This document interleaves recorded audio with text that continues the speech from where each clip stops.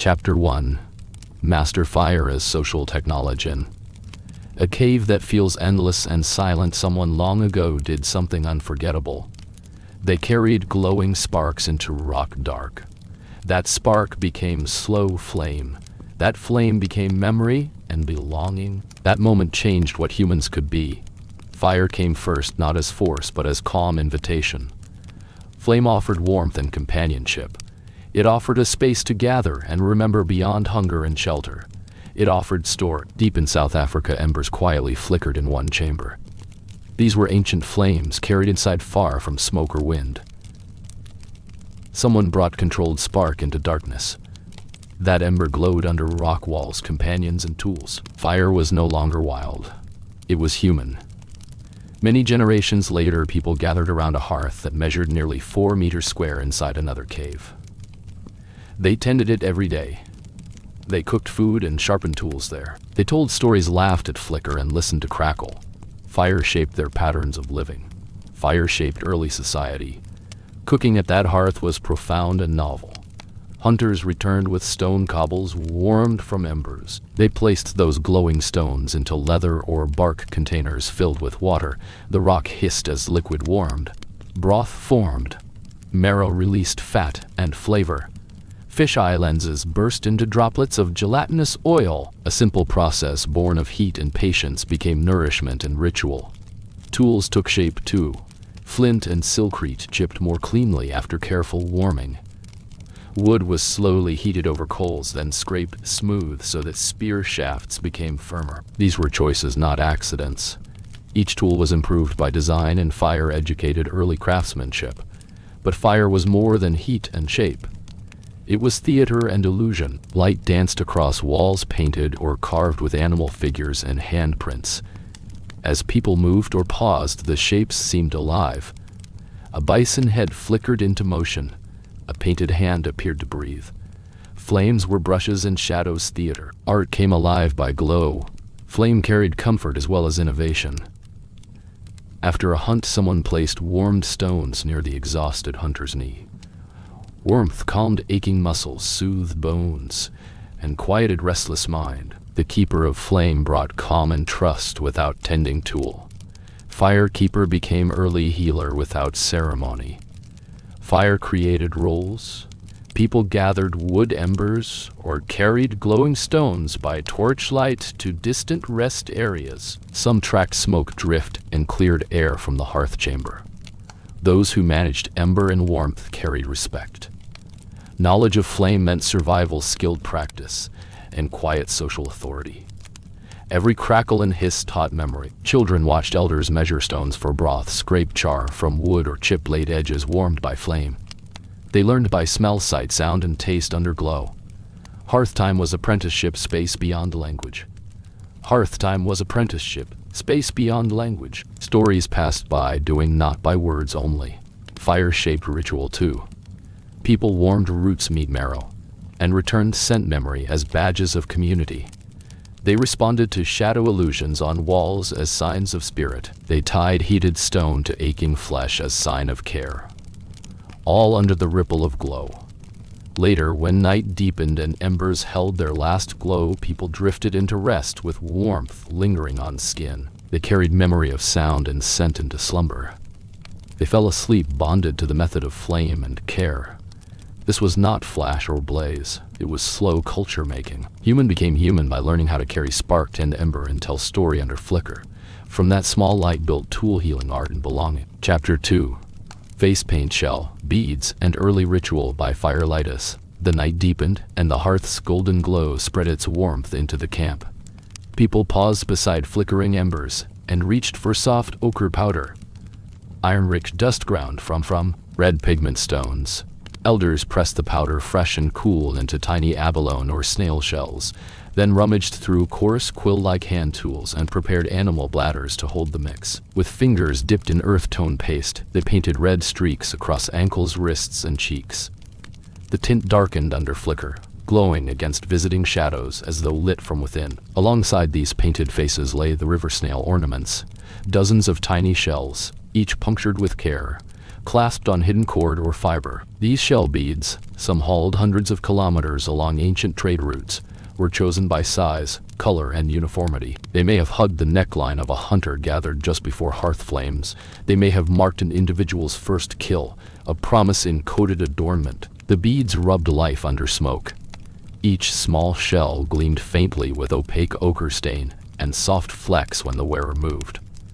When firelight played across the carved walls or portable stone planks nearby, the illusion of motion joined the ritual. Embedded designs, horses or ibex or stretched hands etched beside candle-warm carvings, shivered soft under flame, creating illusion of breath and tilt.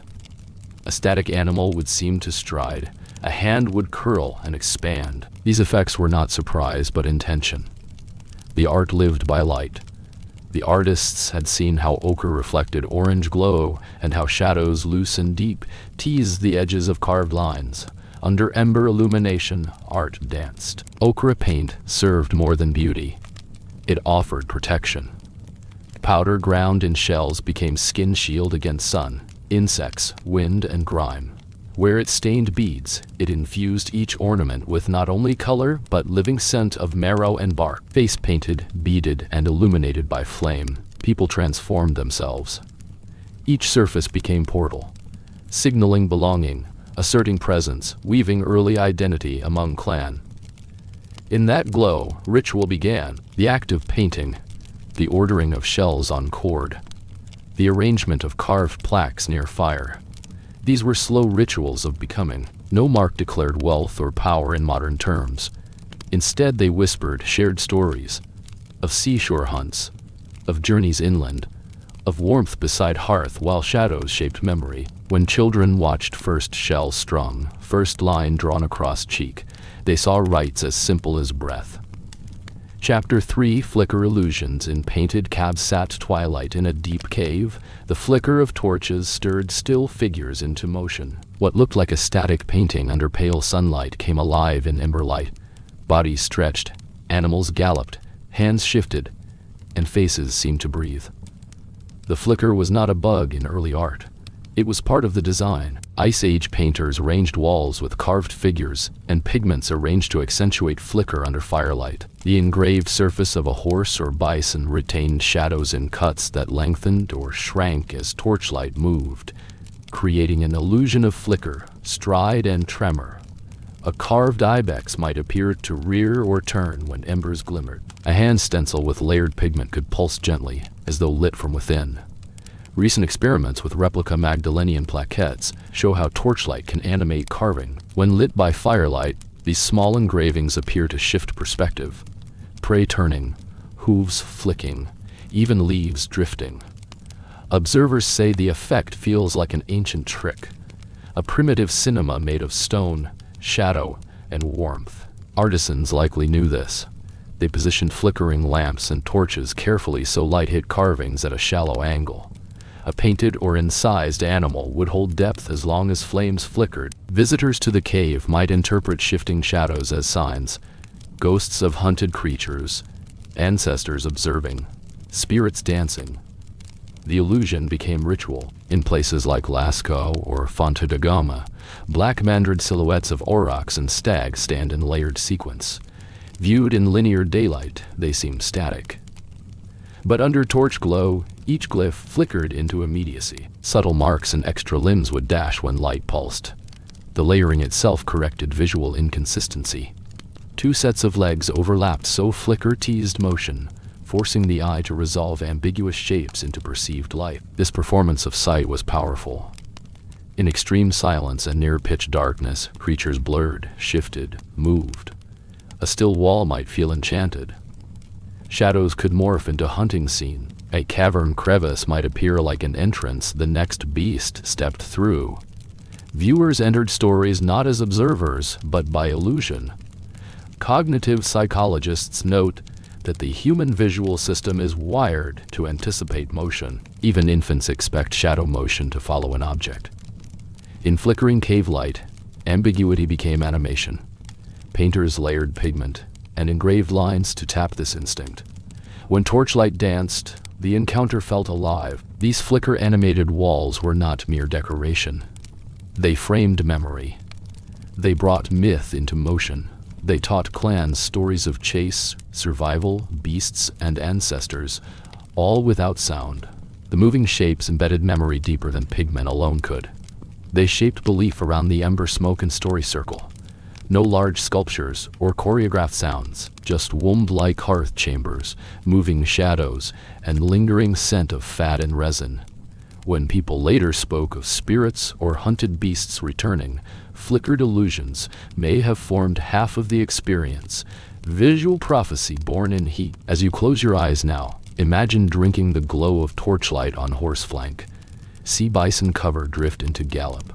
Feel air shimmer as indeterminate lines resolve into leaping form. Think of art that moved when shadows played. Alive under ember. Chapter 4. Sticky birch. Bark tar and bone hafting. In the hush, following the fire paint rituals, came a craft so subtle and strange it felt like alchemy. Somewhere in a moss-damp forest, a Paleolithic hand hurled a white strip of birch bark. That bark, when burned just so, seeped a black oily resin that would hold stone and wood together in locked union. This was the first glue, a born-off flame sticky pitch that changed tools, hunting, and human creativity forever. Neanderthals gathered birch bark from wind-fallen trees or riverbank groves and began experiments beside embers. It might start simple. A curved leaf of bark rolled into tight coil, buried under glowing ash for a time, then cracked open to reveal slick charred resin beneath. Or they may have leaned bark against bare rock surfaces so smoke steamed and vapor hardened into film on the stone face. In some camps, they deep-dug shallow pits and suspended bark rolls while embers crackled overhead until goo dripped into hidden containers beneath. These methods varied in effort, yield, and subtlety, but all required careful attention and knowledge of fire. This was glue born not by accident, but by deliberate thermal craft. When this resin cooled, it transformed into strong pitch. Stone blades slid into wooden shafts and the sticky glue locked them fast. Spears and axes became compound tools built from parts. Such tools could be carried over distances, traded, or balanced and thrown. The resin resisted water and wind. It held tight in cold and shook free when time demanded replacement. When handles wore thin, the same bark could be scorched again and sticky layer restored. The glue could be repaired by fire. This pitch carried smell far into the dark. A sweet birch scent lingered when hearths dimmed. Skin warmed by pitch wore faint aroma of resin and ember. A drop tool might leave smear of black where flame had hardened its haft. Those traces became scent memory over elated hunts and long travel under shifting sun and silent stars. The making of pitch taught many things. Craft circle measured time and burn, smoke and bark roll. Wood gatherers searched for long golden sheets of bark. Ember stewards tended the coil craft while others collected cooled resin lumps. Then toolmakers smeared lashings across split stick and stone. The craft nurtured shared roles and social trust. An engineer or fire glue keeper emerged. That role held deference not by authority but by skill. Quiet knowledge was made social. The pitch glue marked another great change. Therapy became craft, became ceremony. Later in the same season, a young hunter might soak a marrow loaf in nut or root broth and carry small glue lumps in leather pouch beside his fire and dried meat. On windy nights, when sparks scattered, he might wrap resin, scratch, and reheat to mend broken tool haft. That moment carried poetry. One flame warmed tool, cake, pitch glue, and memory into ordered survival. Pitch was also biodegradable treasure. When rain pattered, pitch layered into hair clump or bone shard.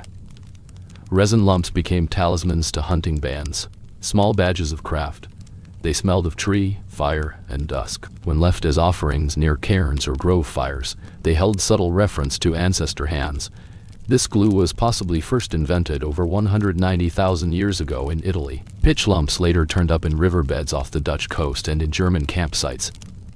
Those refused stumps of resin were sometimes marked with putty handprint or curved dash of stone edge as though someone left short message. Pitch had become symbol and signature.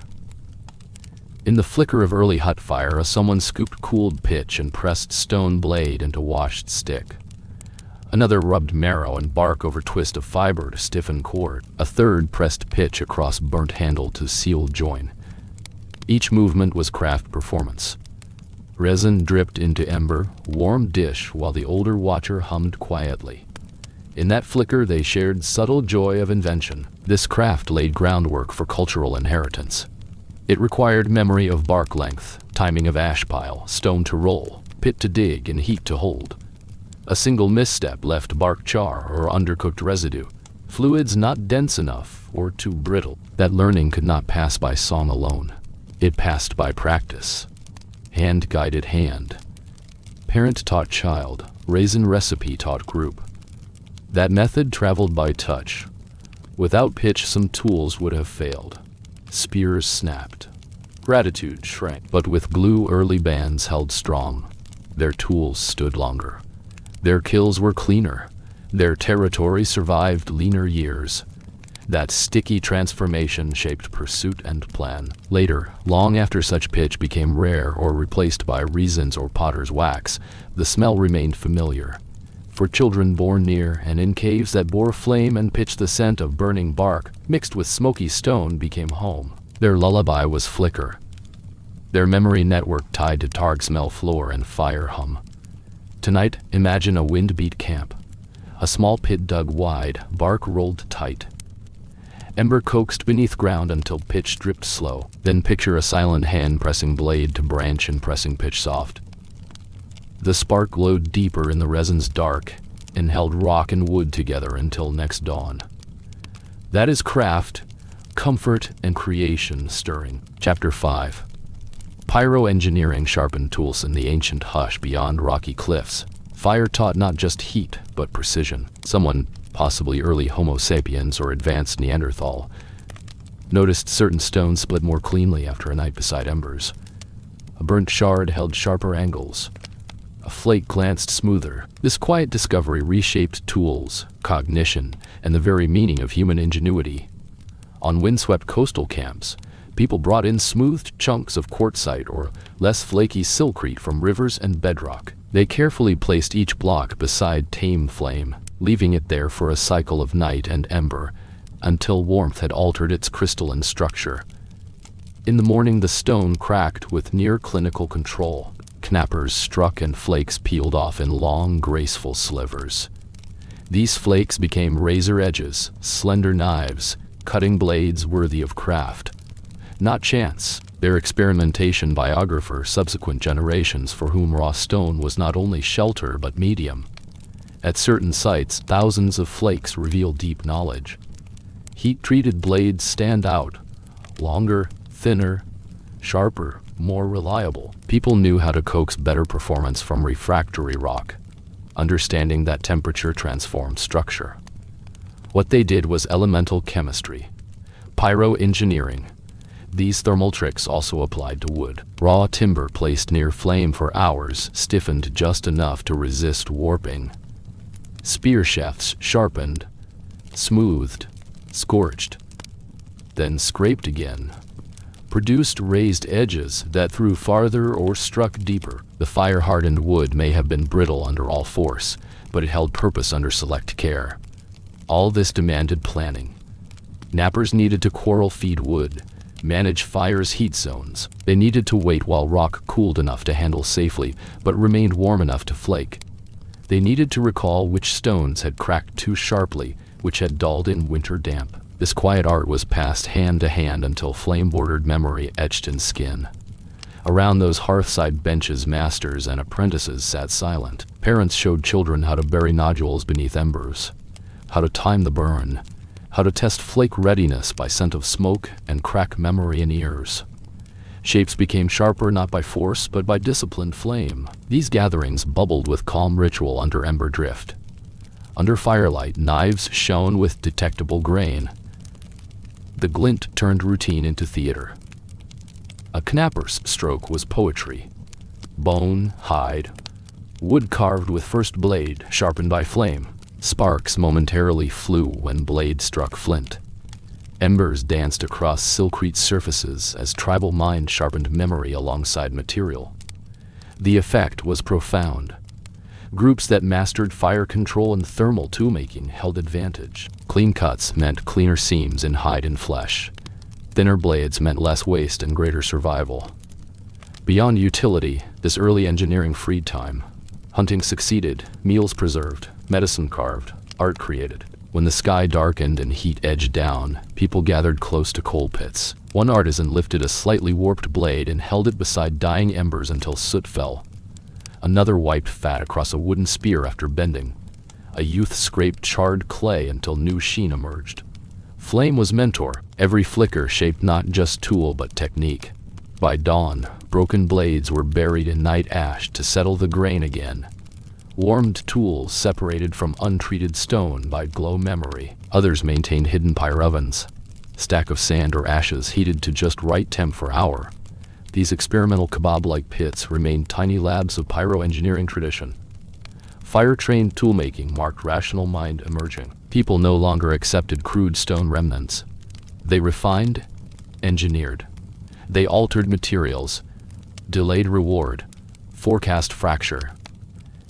Indirectly, they trained what we call design thinking. This ancient practice echoed when writing or arithmetic would eventually appear, this long lineage of mind shaped by heat. Sunday dawn centuries later transformed into reflection by calm fire. Spear glinted wet, blade ridge threw spark into drifting smoke. A silent mentor nodded. No words necessary. They had taught new craft that turned rock into razor, branch into weapon, mind into pattern maker. Chapter 6. Boiling stones, broths in hide container sat. Dusk in the flicker of embers came one of the most transformative gestures of Paleolithic life. People filled animal hide sacks or bark pouches with water or marrow, then plunged in hot river stones until a hiss turned broth to warmth, grease to life. There was no clay pot, only supple hide and coiling clouds of steam rising beside crackling ash. Hunters collected smooth, fist-sized cobbles from nearby streams, heating them deep in ember until they glowed red. Each stone was carefully transferred by stick into the bag, then lifted out as the liquid simmered. The broth turned opaque. Extracts formed on the sides like oil mirrors. Marrow melted like sugar into the mix. Fish-eye lenses, when included, swelled into crystalline beads of oil. Curious gelatinous jewels floating in warm drip. This cooking method was fuel-hungry and labor-intensive. Dozens of stones would carry heat from fire to bag, often needing preheating and repeated reuse. Stones cracked and spalled under shock. Fragments were discarded and replaced. Yet all of this firework was rewarded by richer meals and nutrients preserved beyond a single meal. Extracted fat could be stored in cleaned intestines or pouches. Seasons would turn and hunters could feast months later on marrow slow setting in cool stone. The method became so reliable that certain hearths, like the ones at Almiron Cave during the Magdalenian period, feature dense piles of fire-cracked rocks and bone fragments near cooking pits. These were not random dumps. They mark repeated meals, each stone hoisted, each marrow extracted, each embers-fueled stew fed by ibex and red deer hunted across mountain slopes. The method amplified meat's utility in lean times and built sensory memories of crack, hiss, fat-warm aroma, and simmering richness. Stone boiling shaped roles within the camp. One person gathered water in harvested hide containers, another tended fire intensity while stones were buried and removed.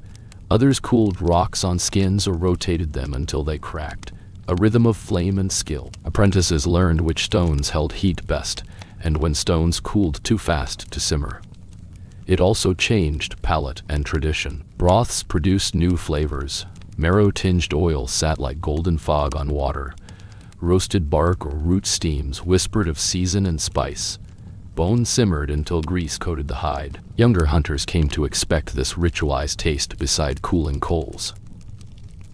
As smoke curled around burning stone, stories rose.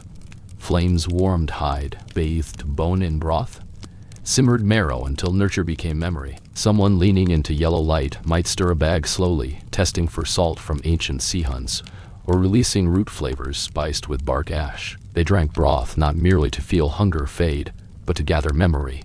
The flavor of flame-made soup and ember shared heat. Tonight, rest in this simmering picture. Flame-warm stones submerge in hider pouch off a cave floor, steam tasting of marrow and musky root. Smoke drifts upward. Other hunts may have slept nearby, but one pot boiled through night until fat formed on liquid like calm light. That simmering theater was early technology, early cuisine, early ritual of nourishment and kin. Chapter 7. Comfort of heated stones and early healing, ritual in the dim hush after the meal. When the hearth crackle softens, human hands turn toward warmth not only for cooking, but for comfort. The same round cobbles used in boiling broth or forging tools found their place beside weary limbs. Through the drift of ember glow, people discovered stone can carry care. Imagine a returning hunter whose ankle is stiff from long travel across cold stones. Someone gently places a warmed river pebble beside it. The heat seeps through heated-based padding, soothing joints and loosening muscle tension. No words are needed, just quiet hands and pulse of warmth. That pulsing heat becomes ritual. Across camps that repeated this gesture, the stones gained reputation. Certain stones warmed slowly without cracking. Others carried weight especially well against anti-cooling skin. People learned which stone shape held best heat and how to cradle it softly beside a rested body.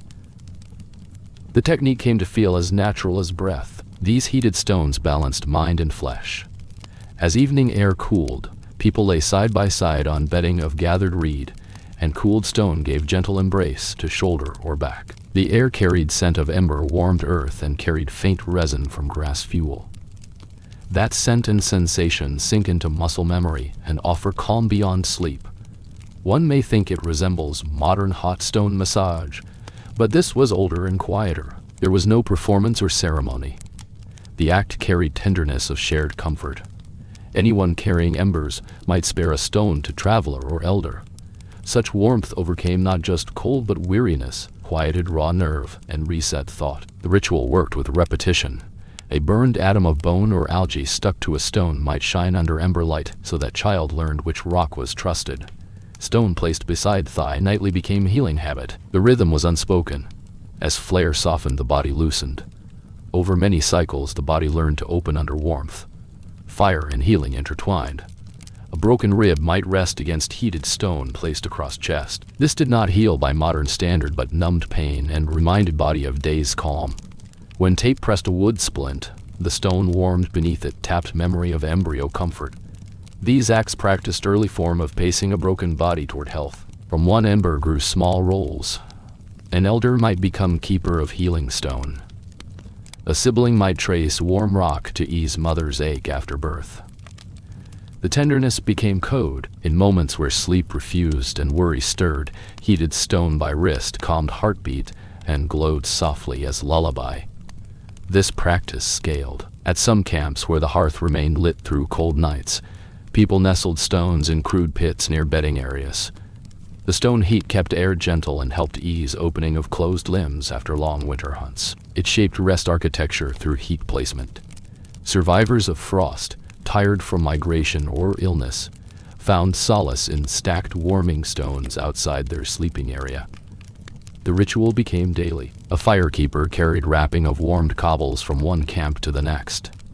When sleep came, they shared those stones so that pack did not carry only weight of hearth but pulse of solace. In those warmth-soaked nights, people felt their world extend through kindness and heat.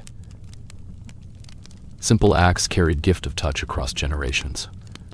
Comfort preserved by memory of each heat pulse remained in clan tradition. That gift traveled beyond cave walls. Now as the embers fade in your mind, trace one warm stone from cave into your dream. Notice how its warmth leans into limb, tired from day. Let that hearth-born comfort settle deep. There is no hurry. Each bead of warmth honors care carried by ancient hands. Chapter 8. Smoke Signals and Landscape Communication. And the low orange glow of campfire.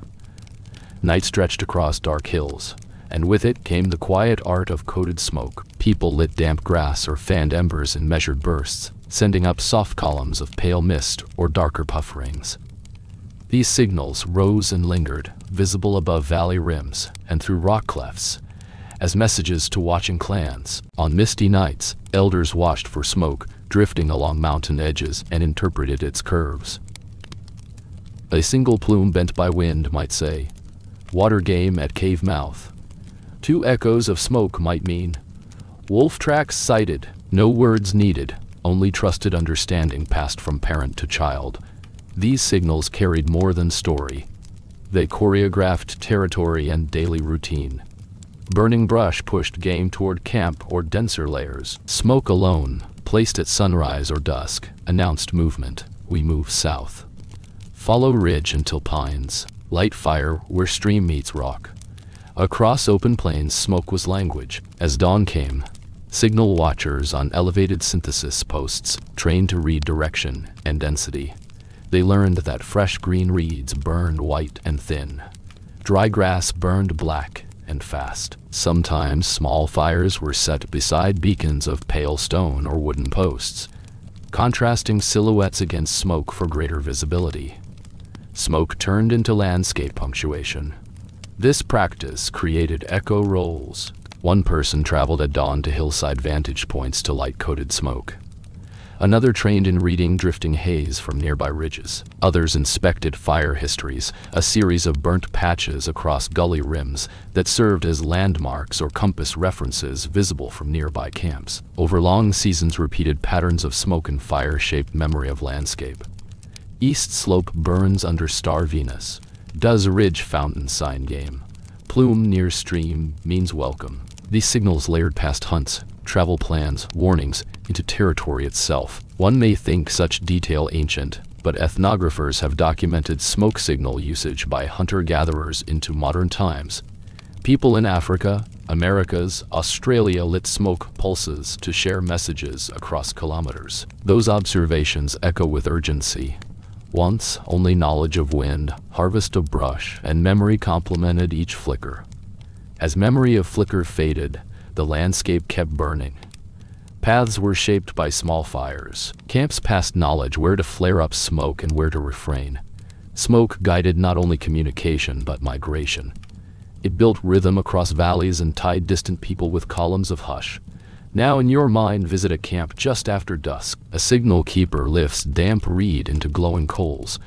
Smoke rises slow. Distant watchers trace direction, note height, weight. Across the valley, hue softens and message spreads. That ceremonial fire breathes communication into landscape. Chapter 9. Rope making with mammoth ivory tools and cordage. A low cave illuminated by embers and torchlight. Someone twirled fibers through a carved tusk, creating the first ropes known to humanity. When early humans uncovered smooth plant veneers like cattail and nettle, they weren't just gathering food. They were harvesting strands of potential. Then they discovered that if you tensioned and twisted these fibers through a carved tool, you could weave strength from strands. That tool, found in Whole Fells Cave, deep in the Swabian Jura, was made from mammoth tusk, nearly 20 centimeters long, and precisely drilled with 4 holes in a row, each hole encircled by a carved spiral. It was neither wand nor decoration, but a rope maker's guide. 3 locked and spun strands twisted inside, while a 4th pulled 2 together, forming single yanked cord. The technique was simple but powerful, especially when used by a small team kneeling by firelight. As threads twisted tighter, the rope grew longer. A small group could produce almost 5 meters of cord in minutes. That cord could then string together tool mats, lash spear points, hang birch hides, drag sleds, or bind gathered wood. It changed the scale of craft. No longer limited to carrying rock, your ancestors could haul tools to rivers, tie storage pouches overhead, hang shelters, even create netted traps by fanning long strands across bent twig. The tusk baton lay beside clay-colored ash and reheated tool stones at the edge of a hearth. Flames cast skeletal shadows across the ivory, carving your attention toward each twist of fiber. Smoke curled past joints as voices guided young hands. Slow now, feed strand, higher hand there. Pull and twist. See twist hold. When cord broke, embers cooled stone and warmed resin-smeared fiber.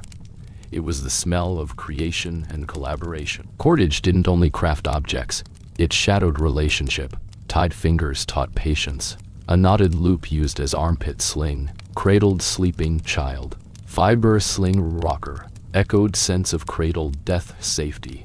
Cordage meant kindness and utility. Notework taught trust and method. Each braided thread carried ritual. At some senses you found rope, dipped in colored ochre, as tally for kill count, tied to wall bones as reminder of hunt, coiled beside painted art as silent signature of clan making. The rope maker became quiet knower of strands, a teacher of tension and twist. Across breeze-blown valleys sunlight picked up strands stretched between few holds. Ropes tied rigging lines for dugout bark platforms, lashings to hang baskets beside fire. Thick ropes wound into loops became knot handles for meat containers. Tangled lines made net blinds to catch small birds. Cordage turned static survival into dynamic mobility. Without rope there might be no sledging of meat glided across snowfields, no shelter uprights bound together by bands, no bulbs hung from spits while stone boiled. Rope bound daily craft into story. Your ancestors invented string when they saw plant strands by a stream, taught themselves twist with calm hands by ember, and discovered you could turn loose fiber into connection, soft yet strong. Chapter 10. Meat fermentation and marrow delights in Stone Age feasting. Night settled across the dusty shelter, and embers cooled to orange promise. People discovered a slow generosity hidden in marrow and meat. Before clay pots and salt jars there was patient darkness and earth.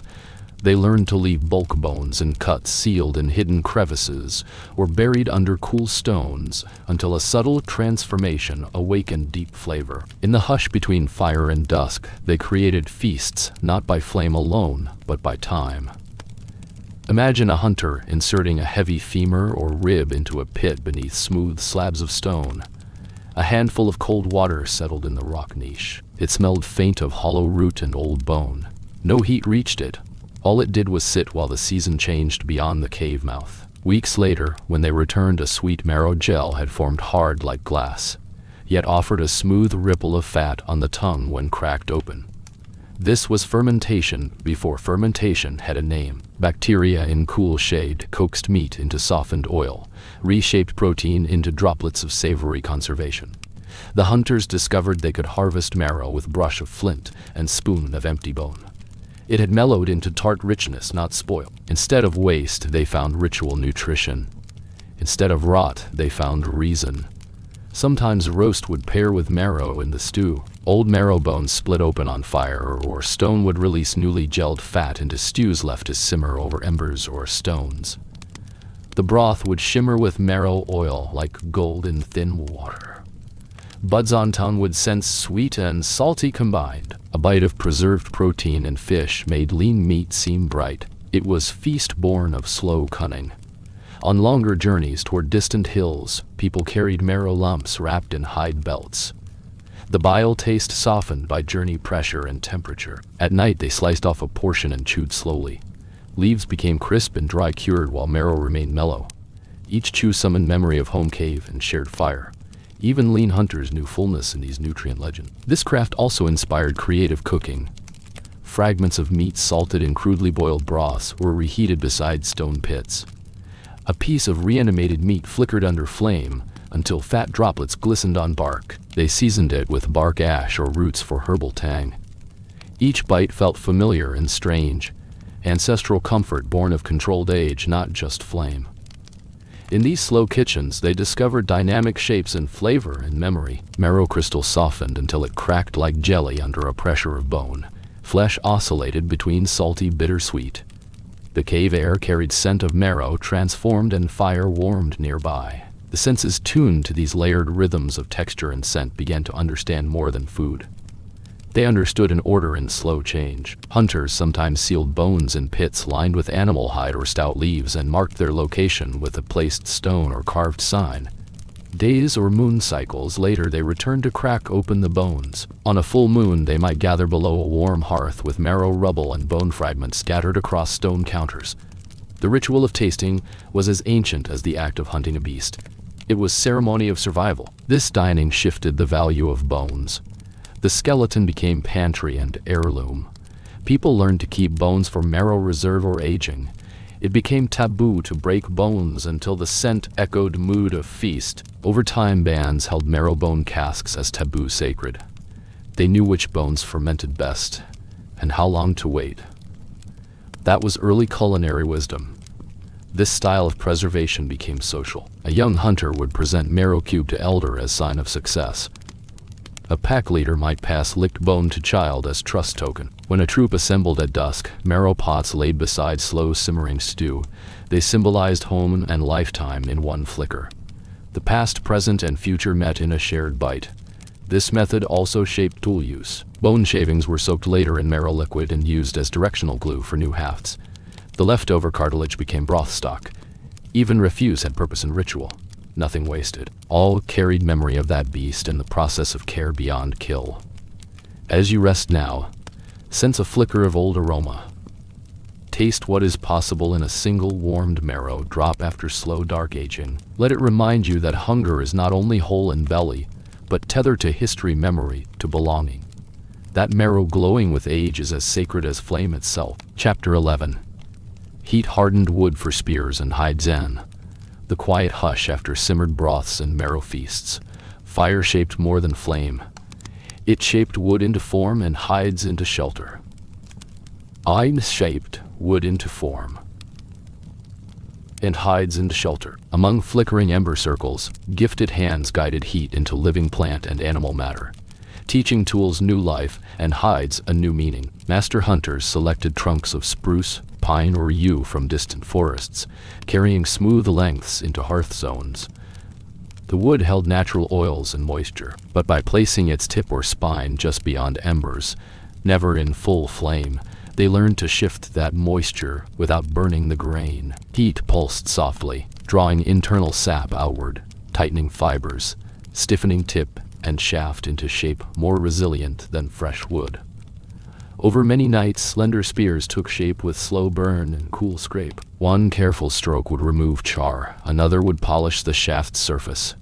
When launched, these spears flew better than blunt sticks, casting deeper into hide or to skirting animal flanks. The ritual of finishing, the ember touch, the breathy scrape, the scent of resin, became both craft and quiet ceremony. Fire-trained spears also carried nuance. Too much heat made them tight, brittle, and could crack on impact. Too little kept them too floppy to strike true. The mastery was consequence and timing. It was the difference between a stick that held its point and a tool that became silent by snapping. Whispered judgments about char length and grain gave way to hushed respect. Master bowman or spearmaker earned status by calm flame and accurate measure. Alongside this thermal woodcraft lay another art, hide softened for clothing and shelter. After scraping raw hide clean with flint or bone scrapers, the fresh skins were stretched near hearth walls, warmed until pliable, but not scorched. The heat relaxed collagen, allowing hides to bend without splitting. As the hide cooled near the hearth, tension offered new shape. Rough hide became soft and rugged. They discovered that char on the edge reduced stink and helped repel moisture, marks of knowledge acquired by repeated warming and observation. In some camps, large oblong skins were rubbed by ember-warmed stones, gently, methodically, until each fiber had loosened strand beneath strand. The process took nights. As each skin absorbed the heat, it lost moisture but gained suppleness. A leather cloak, once cooled, felt lighter and more protective. When fires flared on branding or cooking days, scattered char dust enhanced tanning as much as actual heat did. Fire taught the rhythms of shape. A heated spear repeated ember and scraping until its point landed where desired. A hide softened by charcoal-infused skin grew wild but workable. The same flame that boiled marrow enabled a cloak or spur thrust to carry warmth, memory, protection. In the shadow edges of the hearth, two roles emerged: the flame keeper and the wood keeper. One prepared and monitored smoldering cinders. The other tested wood tip with faint ember glow and measured char with smell and touch. They often worked in concert, silently moving from fire to wood, from raw hide to supple skin. In younger hands, the same knowledge passed: how long to lean the wood into fire, how near to press hide against cooled embers, how thick to allow the grain to soften before stretching. These spots became training zones. Apprentices watched shimmering spear tips glow faint while an elder held it steady in heat. Others knelt beside large hides, smoothing over warmth until the leather took memory of each touch. The scent of pine resin drifted over smoky fire, scenting hide and wood alike. That aroma, burned into tool and garment, carried deeper meaning. It whispered of hunt, of craft, of belonging. Wood hardened by fire became a symbol, not the hardest but the crafted. Fire was an art that taught moderation and guide. Spear tips carved smooth and charred faintly held blade. Not power, past strength. Hides worn then, scraped held life and tribe. Tools became touches or markers of care. A long spear replaced brute effort. A warm cloak replaced chill, and both carried story under fire. Under ember hush, care and caution shaped survival. In one woven scene, a hunter flicked flame across the last ember tip. Another pressed a heated hide into place to stretch overnight. A third brushed soot dust from cooled bark along a spear's shaft, wiping away ash to lighten it. All these acts pulsed with intent. They trained hands and eyes how form becomes function through flame. As dusk deepened in the cave, people rested near flame-softened tools and stretch-warm leather. Heat had shaped the spear, softened the hide, widened survival. The hearing of crackling embers, the snap of slow double-look fiber, the hiss across skin. They echoed not urgency but craft. Fire became mentor, not of force, but of shape and patience. Chapter 12. Tiny Tools, Big Mindsen. The dim hush after fire-lit feasts and corded ropes, a quiet revolution began, one that folded sharp stripe of flint into soft core of wood. These were microliths, tiny carved blades measuring just a centimeter or less, each a precision micro-tool born under ember glow and worn on trembling fingers. Though small in size, they unlocked vast new possibilities, tools that fit in arrays, minds that grasped abstract construction, and landscapes woven by cognition. These slender flakes weren't mere fragments. They were parts of a system. Early people drilled patterns into tusk battens or flint cores to force predictable shape. They chipped minute edges and struck regular points that fit into grooves of wooden shafts or bone handles. What emerged? Composite tools, harpoons, sickles, arrows, built not from one solid mass, but from delicate designed parts. Heat-hardened shafts, pitch glue, braided cord and microliths came together under soft torchlight in rituals of joining and geometry. The demands on the mind were profound. Carving a microlith required imagining its final shape, measuring removal from a narrow core, and adjusting pressure for clean breaks. Each flick struck not at random, but at planned angles. These acts indicate deep spatial reasoning and working memory. The knapper must recall past breaks, anticipate plume direction, and control force. Where earlier stone tools were shaped by blunt force over days, microliths were molded by idea, an early language of form. Such mental dexterity was shared. Younger hands held cores rimmed by ember while elders guided pressure. Mistakes taught as much as success. Cracked flake lectured caution. Too much force made unusable shrapnel. Apprentices soon learned counting of strike, sequence of microburins, timing of retouch. This scaffolding of instruction, hands guiding over words, embodied bottom-up social learning, where anomalies and experimentation gained respect. Children carved imitation microliths for play before using adults' toolkit, learning curves laid in miniature art. Where large tools demanded mass, microliths invited mobility. Spare blades, muted in weight yet sharp in edge, could be replaced without discarding haft, making maintenance light and communal kits lean. In this way, microlithic kits shaped mobility, trade, network adaptability. Vans moved faster, tools traveled light, and patchwork repairs held survival edge together. Microliths also carried symbolism. Geometric patterns matched bone engraving motifs. Triangular microblades echoed seasonal markers. Some cultures reattached broken microliths in geometrical order on shrunk hide maps of memory at refuge sites. Each blade counted kill, season, or relationship. The smallest object became tally and tradition in one single shape. This cognitive shift resonates with behavioral modernity. The ability to combine abstract design, planning, symbolic meaning, and teaching. With handful of microliths, a person built worlds, harvesting, hunting, healing. Their minds bridged past and future through these tiny tools and helped drive the Stone Age into layered complexity. Tonight imagine a trapezoid blade flicking in ember glow, one edge nearly broken, the other polished. Under torchlight, a dawnlight sought to bind it to arrow shaft with pitch from birch bark, cord woven from plant fiber, and a knot of knot. A young apprentice watched, tensed moss between teeth, while mastery formed in flicker, knife, and warmth. Rest now in that zone, where each microchip echoed vivid innovation. In that hush of craft and small edges, a new mind was learning to plan, to teach, to count, and to create beyond necessity. Fire shaped not only spears, but frameworks of thought. Chapter 13, Music from Bone Flutes and Stone Rattleson. The hush that follows ritual and tool-making came the arrival of music carried on bone and stone under ember glow. Someone carved a hollow tube from bird or mammoth bone. Finger holes gently punctuated its surface. Breath-shaped tone. Across caves arms moved to fluted rhythm. The first music rose from ancient hands. These early flutes needed no reed. Wind flowing through tapered ivory or hollowed bone created haunting hums. When children learned to cover holes one at a time, the notes sang soft. Elder musicians knew which finger to lift by feel, not plan. They sat around coals. Tunes mirrored fire crack and water hiss. Flute notes mingled with laughter of meat stew. Hearts tuned to stone memory. Nearby stone discs and small pebbles struck together or were rolled inside bark shakers for percussion. These rattles tapped out rhythm during hunt feasts. Even a hollow bone tipped with gravel became songmaker. People learned rhythm by listening to ember crackles.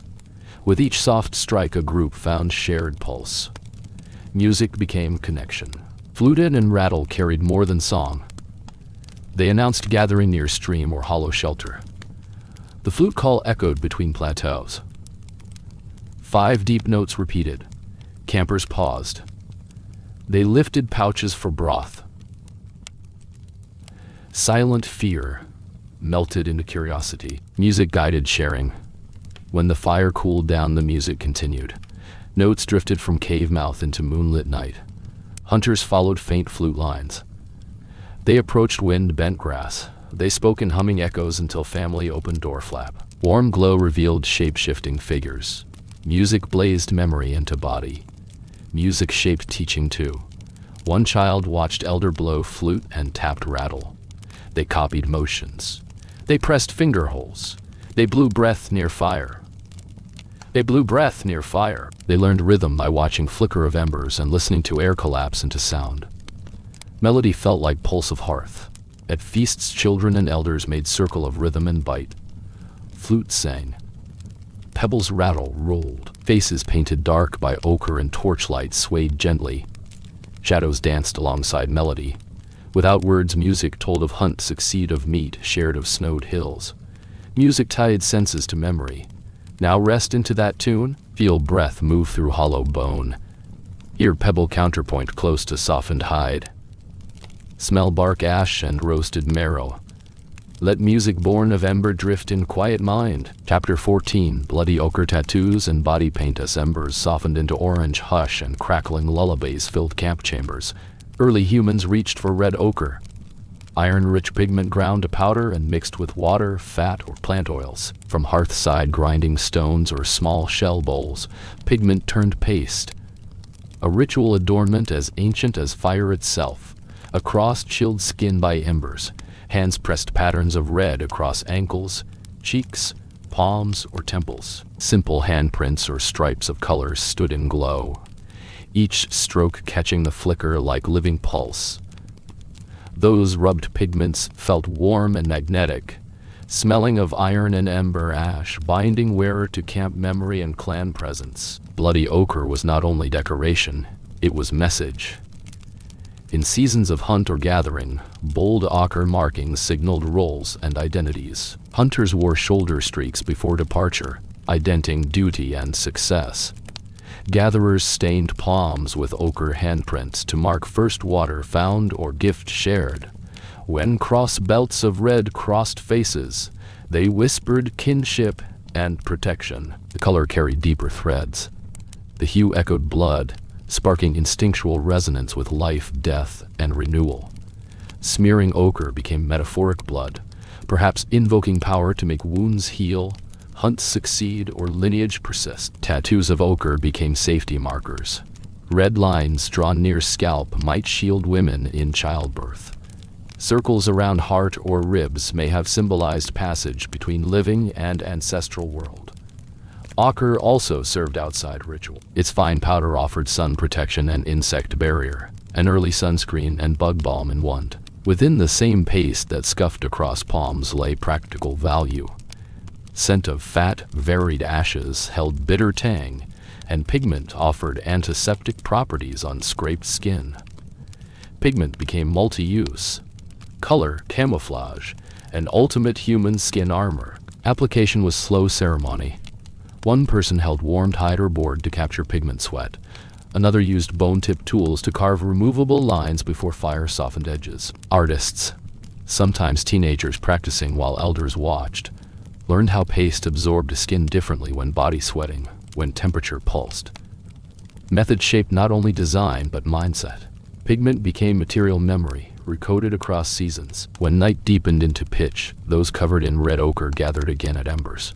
Firelight accentuated dark strokes and bright orange streaks, lines appearing alive by flame. Faces and bodies turned into silent canvases. Pulse of painter's hand flickered between person and shadow on the cave wall, weaving people and painting into one single ritual. Rest now in the image, a figure by hearth, ochre-painted stripes glowing in dim ember, and casting flickered twins on cave wall.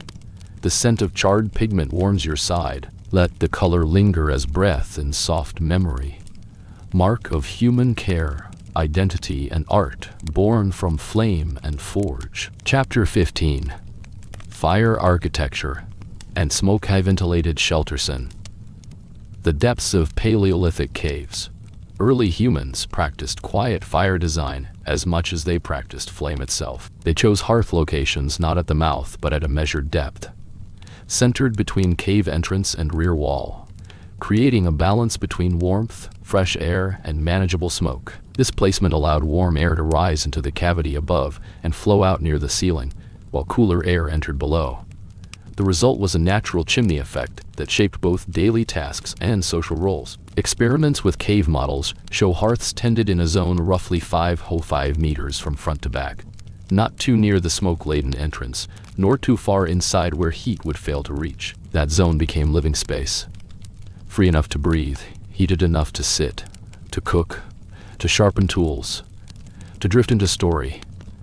The layout wasn't random. The ideal smoke density zone with the widest clean air area aligned precisely with sites where actual hearths were discovered, suggesting ancient builders instinctively grasped ventilation before language or airflow instruments existed. The architecture extended beyond placement. Some camps show evidence of carefully cleared entrance chokes to guide draft. Others had faint cleared skylights or even collapsed ceiling openings that served as vents. Sleeping areas lay just beyond the hearth zone, where embers' warmth would drift slowly toward bedding pit, shielded from heavy smoke yet suffused with residual radiation. Campers would sleep on reed mats or hide platforms within cooled, sinuous side chambers. Quiet restrooms built around hearth design and draft awareness. In these caverns, activity centers emerged. Cooking and tool-making near the edge of the warmth zone, crafting and storytelling in the semi-lit middle zone, sleeping and care near the cool side walls. Smoke drift into the roof cleared near breathing zones, and early people learned to build windbreaks outside on chill days to divert airflow and avoid drafty smoke slides into living space. These techniques became quietly taught. Firekeepers knew where to lay new coals to shift airflow, where to remove ash to let warm air flow upward, and which entrance wider than rib width would increase ventilation when embers fell. Yet not all hearths followed exact symmetry. Some were built with mound rings of stones that acted as draft walls to channel airflow upward. Others nestled beneath slight depressions to hold embers and limit smoke, spread in low-ceilinged alcoves. Over generations, these patterns repeated. In each new layer of sediment, new hearth circle replaced old, but remained in optimal zone, and children grew up rearranging fire rings only within the comfort of the same arc pattern. In living terms, this meant mornings began not by wind, but by ember testing. Firekeepers held charred stick out toward entrance checking smoke trails. Toolmakers watched ash tides flow through smoke gradient. Elders waited at the rear breathing in cleaner air and sensing full camp warmth. Hearth light created rhythm. Thermal design shaped behavior. Without walls or roofs beyond rock, these early caves became engineered dwellings, ventilated, trusted, attuned to environment. Now relax into the quiet architecture of smoke and heat. You rest beside a hearth placed just so, flame crackling softly, smoke drawn up and away overhead, warmth reaching quietly beneath the lean wall. You feel the balance between ember and air, safe alive, held by calm human design that predates houses, blueprints, vents. Chapter 16. Legacy of Stone Age weirdness and modern instincts now. The fire quiets in your mind, and passing embers shape a quiet revelation. The weird traditions our distant ancestors spark still pulse in us today. What seemed strange, liquid broth made from bones, malleable hide shaped by ember, rhythm woven into carved flute, became human inheritance. And those gestures echo loud enough to light our modern behaviors. Tonight, if you've ever gathered around a crackling campfire, sharing stories under stars, drinking something smoky, passing a flask of broth or a s'mores tins, you carry a flicker handed down through deep memory. That instinct to circle a flame, not for heat alone, but for bonding and story, is rooted in Stone Age dawns. When we cook over wood charcoal grills, make tea by heating water over ember, or sip wine beside flame, is there something rooted in us that connects the scent of smoke, the rise of steam, and the crackle of fuel with comfort and kin? That connection, inherited from hearths hundreds of thousands of years old, still shapes how we gather heat and ourselves in ritual and rhythm. When music plays at campfire gatherings, people laugh and breathe in unison. We feel pulses in rhythm too deeply human to fake. Our forebears likely felt the same with flutes or rattles beside burning fat. That urge to coordinate voice, breath, pulse around flicker remains. Modern campfire songs are ancient code. Even cooking rituals, slow marinated bone dishes, heating stones in sauna, or beach bonfires, they tap into craving for slow heat, patient ritual, sensory plume of scent. That Trustian sense memory, the scent of roasted marrow or wood as it burns, brings deep feeling because ancestors taught us to link smoke and story to belonging.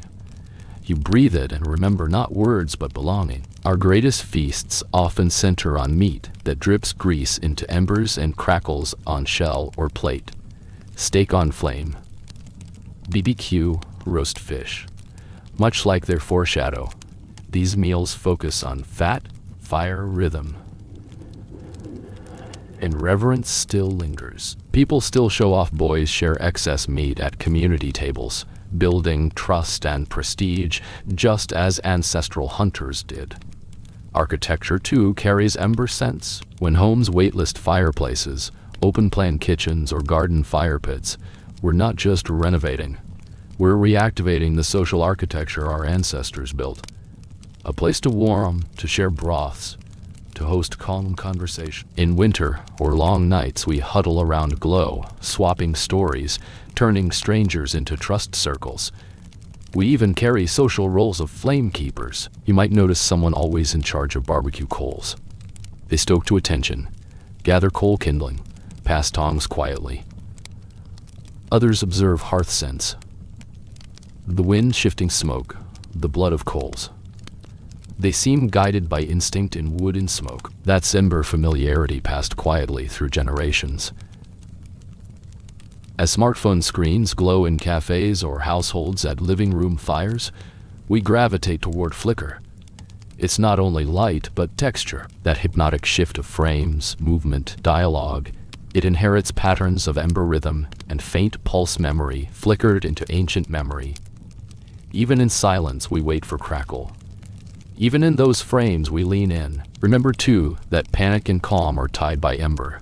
A circle pressed close, a shared stew, a fire kept alive beyond cold. These teach us empathy. In many societies, storytelling at night around fire builds communal memory. Like scientists observe today, 90% of emotional experiences are shared afterward. That flame-shaped teaching became ritual for learning. Our instincts lick flame and craving for carved wood handles, woven cord, sweet fat, smoky aroma, soft warmth by night, all those preferences.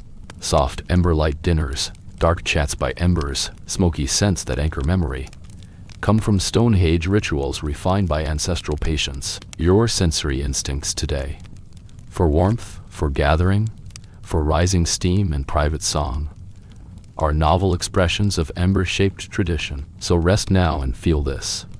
The fire-sculpted history deep in your bones connects you to distant hands lighting spark in cool stone cave, crafting broth, shaping rope, carving flute, painting skin. Look at modern bonfires, or smoke rising from a backyard pit. You're not watching a novelty. You're breathing ancient pattern. In that realization, the story doesn't close. It loops. Your next broil of meat, your next notch of carved wood, your next shared song by flame. These are flickers of legacy still alive. So rest, breathe heat memory, and sink into ember-colored peace that begins Stonehenge ritual and traces across centuries to you. Chapter 17. Tribes of knowing and early authority after the hearth. After paint and bow and soup, some people sat with ember glow, steady in eyes. They told stories not only of hunts and dark caves, but also of kin, seasons, land, and memory. These storytellers shaped respect.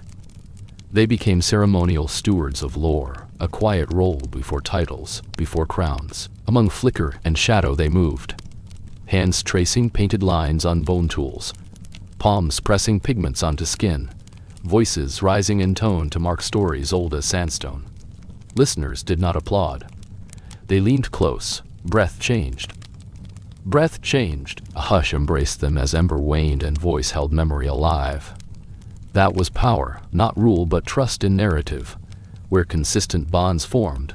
Some figures accumulated presence partly by wit and partly by flame knowledge. A person who knew which coal held longest, who timed broth cycles across the seasons, who could recall precise signals of smoke from Valley Ridge.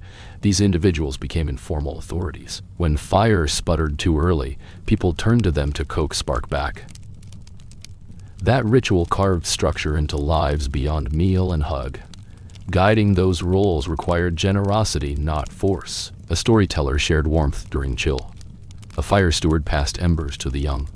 A signal watcher carried coated smoke across dawn's mist. Their influence came from calm, patience, competence. In teams they mediated fire, feast, and dispute. They paced rhythms of work and rest. Aging did not retire them. They taught apprentices by gesture, by smell, by ember memory, until the spark moved on from lens to mind. And when weather tried to undo community, a flood, a wound, a harsh freeze, these stewards organized movement.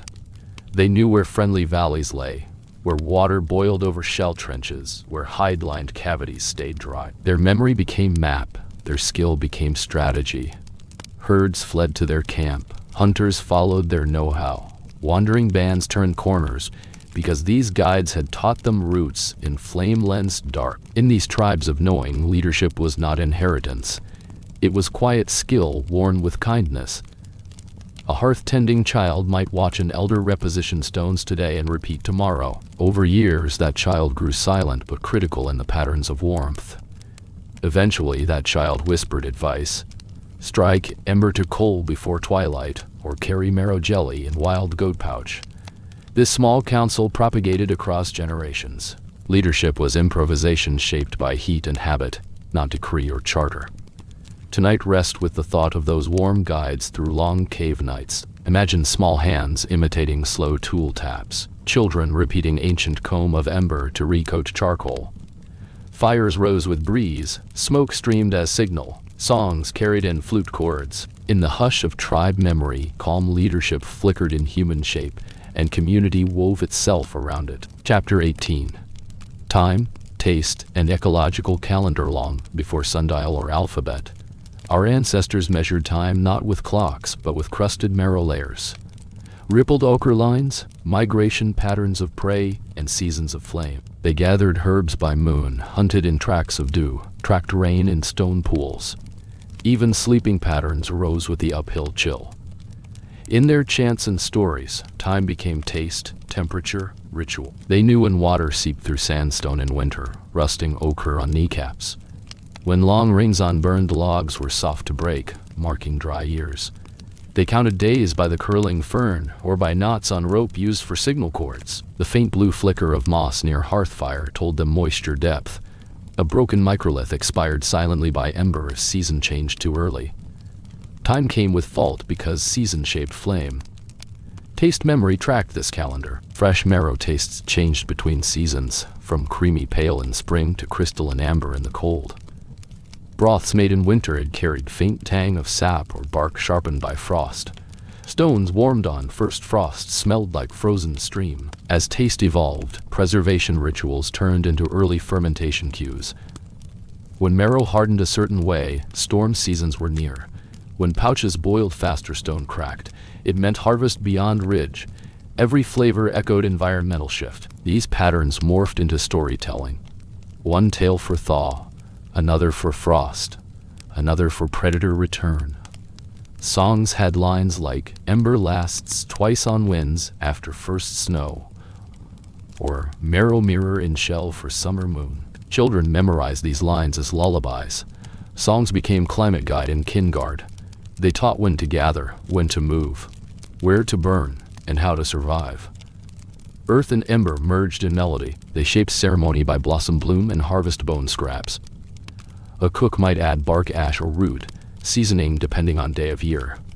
A child's fingers wrapped cord-dyed ochre according to seasonal color cycle. Their rituals were not arbitrary, they were ecological tuning practice. In flame, they found both tool and timekeeper. Fire provided clock. Longer ember nights in winter, shorter in summer. They noticed shifts in flame behavior. Spark jumped shorter in damp air. Fumes cleared faster when days grew cold. A fire shifted subtly at the solstice, and elders said, "Night pulls ember less way today," marking the seasonal pivot without calendar. Tonight, rest in that sense of time, cradled by flame, taste, and memory. Let your body lean into ancient rhythm, calibrated by broth, ember, frost, season. Let the calendar dissolve into warmth, then drift into quiet pulse that shaped human plans long before marks on hide or tally stone. Chapter 19. Laughter, play, and story. As firelight, ritual leaven as tools sharpened. Broth simmered, and melody rose, staring into open flame. Brought another spark, the spark of mischief, play, and laughter. In the soft glow, people mimicked animals, made faces in shadow puppets, cracked bones for jokes, and told tall tales, all under flicker and ember's mischievous invitation. A simple gesture, tilting a burning stick into swirl of smoke, created echo shapes on cave wall. A child mimicked it. Flick of wrist shaped a smoke splotch figure. Elders laughed. That laughter was structural. It built community. It released tension. It turned matter of deer hide stories into ritual therapy for night mind and day hunger. Games of mimicry thrived. A hunter might imitate hoot of owl near roast. Another child barked like fox behind shoulder. Someone slipped char to platemate under cloak, then revealed with grin, triggering warm laughter. These weren't childish distractions. They cemented trust, underlined alliances, trained quick mind while senses sharpened. Laughter under fire served as brain exercise, social glue, nightly reset. Storytelling became comedic too. An old tale might dwindle to absurd. Bear once danced on two legs, stole Marrow's spoon, and audience howled. They joked and stitched fantasy among hush and flicker. Play extended into ritual. The group forged connection by humor. The hearth was not only a teacher of craft and survival, it was a stage for shared absurdity. Comedy had structure. A flame tamer whispered to Cole how it crackles twice, then sputters. Everyone tried to repeat Flame's gibberish, a comic ritual. They challenged each other to imitate tribe flute call, but louder ending and stutter. It encouraged memory of beat plus humor. Games of rhythm broke tension. Laughter reminded them they existed not just to survive, but to feel joy in survival. By morning, the slow-burning embers had shaped more than food and tool. They shaped relationships, play roles. One became jester, one became mimic leader. One kept stew at perfect simmer while others laughed. Firekeepers joined jesters. Soup stirrer became speaker.